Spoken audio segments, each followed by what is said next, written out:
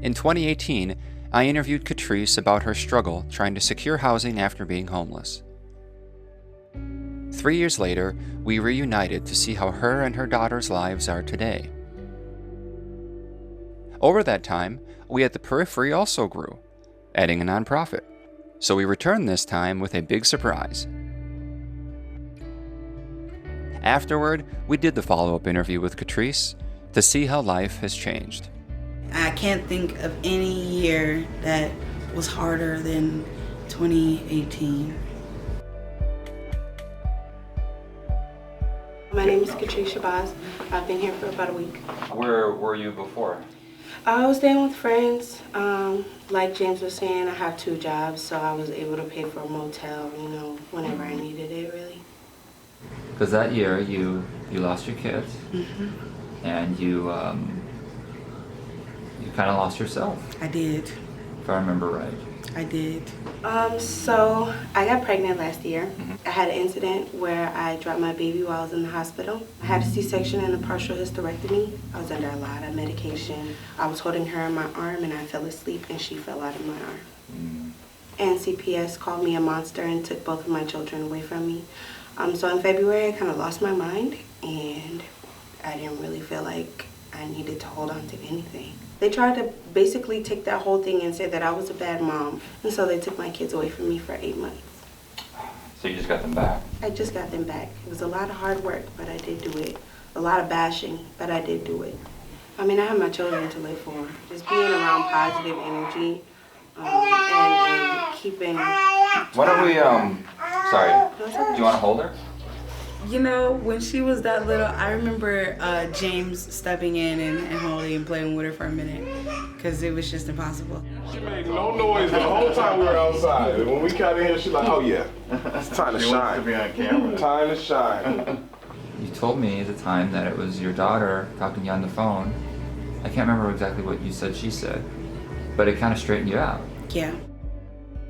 I was drinking, and I got a call from the foster mom, and she was just saying how Jalima was having a hard time adjusting. Jalima's my oldest. She was having a really hard time adjusting, and of course I wasn't in my right mind, so I'm like, let me talk to her. I'm like, Jalima, you need to calm down, it'll be okay. I'm gonna come and see you this weekend, And after having that conversation with her, I kind of thought back to myself.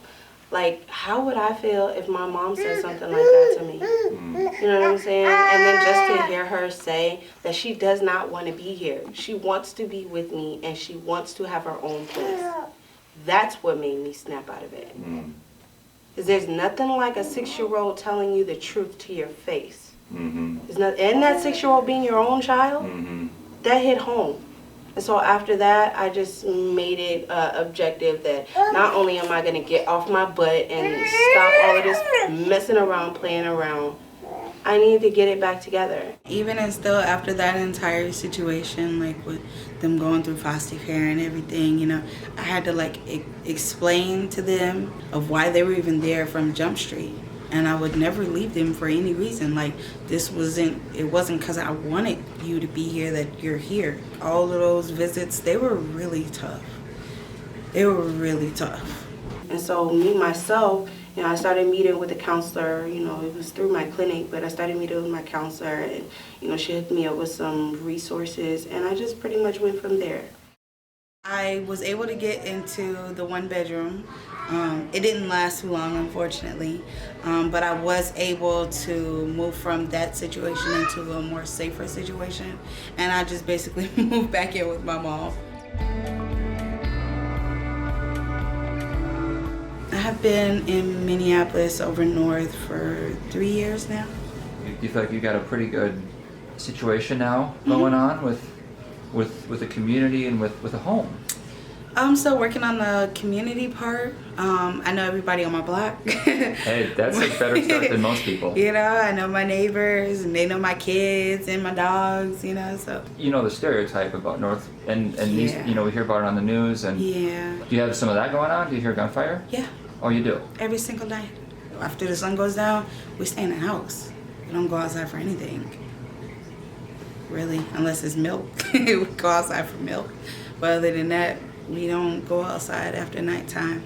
I'm not gonna lie to you. I tell them it's firecrackers. I do. They having fun and they popping firecrackers. This block right here, 26 in Knox. One of my hair clients, her youngest daughter's father lived on that block and got shot in the face in front of his house. Right there. 2 drunk men having a conversation turned altercation. And that's it. That's it. A petty altercation. That's it. That was it. And just that fast, her daughter's father was gone. Are there a lot of kids in this neighborhood? Mm-hmm. Do they go out and play, or is it not? Yeah, no, the kids, they out here and they playing, but it's during the day, like I said. You know what I mean? It's never during nighttime. Never. We all chin check each other to make sure we all watching each other's kids, and ain't nobody straying. There's nobody ran out the house and none of that. Ain't no loose dogs and none of that. You know, we all make sure that we just will look out for each other. And he doesn't go outside after nighttime either because for obvious reasons, you know. Tell me about those reasons. Well, he's a target when he goes outside. No matter where he goes, especially at nighttime. Just based off his appearance, he's an automatic target. By people in the community or by police? Everybody. Or people by... in the community, police. Yeah, he's a target. He's a target. People see him and the first thing that they think is, oh, he's a scary guy, or they'll think, oh, he got money because he got a gold tooth or some stupid like that. You know what I mean? So either way, no matter how it ends, he's always a target. You know what I mean? So he knows that it's safer at home. You know what I mean? If he does go out somewhere, he goes out to hang out with his friends and stay in the house. It's not no roaming around and none of that. Is he ever the target of good attention because of his art and what he does? And for the people that enter our home, yes. For the people that enter our home and that get to see us personally, then yes. But he got some recognition for his art at the hospital, and of course. And then he makes appearances about that. Mm-hmm. Yeah. Yeah, he's definitely known locally. We were just at Taco Bell, and the young girl, she was like, I think I know you from somewhere. And he's like, yeah, I know your mama, girl. So yeah, he knows something. Is he homegrown? Is he from here too? No, he's not from Minnesota. He is born in Jamaica and raised in California. Wow, cool. So you're in school now? Mm-hmm. So I'm doing medical administrative assistant. Do you do work now? I do hair. Okay. Is that something you do a lot? I'm kind of picky. It's a good problem to have. Do you have people come in like, hey, do mine? Yeah. Do you have a reputation around the neighborhood? Yeah. Just because when I was younger, I worked at the barbershop on Lowry and Emerson for so long. I did a lot of after hours linings and tapers for the guys that show up not on time. Yeah, I was that girl. Salons have an after hours? Yep. Yep, they do. They really do. And they have after hours pricing too. Oh. Yep. Well then. Yes, they do. I can braid them, I can cut them, I can shave them, I can taper them. Which you want? Oh gosh, it sounds like things are moving right along for you. Yeah, they're moving. I'm grateful that it happened and I was able to go through that just to know what not to do and how to kind of pick myself up. You know what I mean? And you came out a better person. I really did.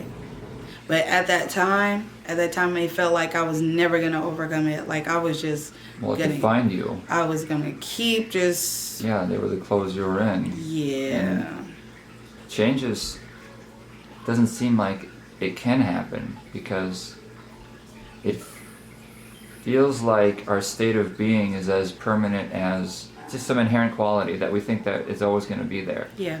But that's not, Yeah. right? We can change our character, Yeah. right? We can change our behaviors. But it's hard to stop. A lot of people don't understand that once you got your foot into something and you done got so comfortable with it and you don't want to change. The last few years have gotten worse. They just have, statistically. Mm-hmm. So are you, I don't know, worried about the world your kids are growing up in? Yes and no, only because I can't live my life in a shade of fear. Mm. I can't teach my kids to live in that shadow. Uh-huh. Mom, I can't do my homework. Mom's really? You got this one. Here, I want you to do this one. Go write your G's. You know how to write your G's? Yeah. Okay, go here. Here, take a pencil. Are you content staying here then? Or are you like, we gotta get out of here? Yeah, I've been ready to get out of here.